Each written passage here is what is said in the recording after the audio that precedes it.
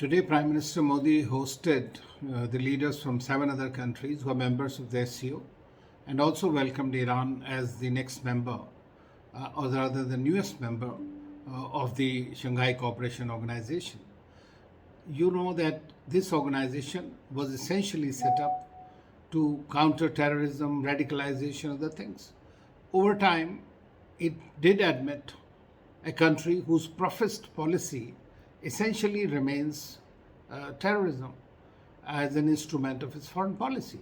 And it has been perpetrating it earlier against Afghanistan and India, and now continuing to do so against India, and the whole world knows about it.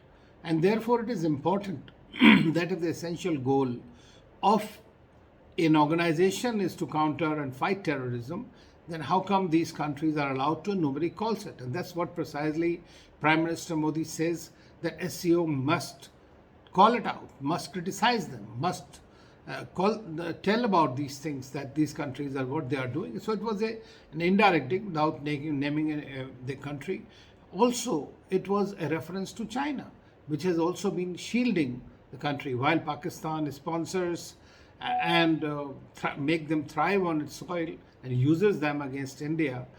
The China, by putting technical holds or even complicit in the designs of Pakistan, has been doing it. So Prime Minister was very clear, very articulate in conveying it. My feeling is that in case these issues are not really addressed by the group as it is, this will undermine, the terrorism will undermine the SCO. So therefore, it is extremely important that they are really serious. There are structures like RETS and others, but if you are not taking action against a country, against the people who are doing it, then of course it is like just covering it up with a gilded edge.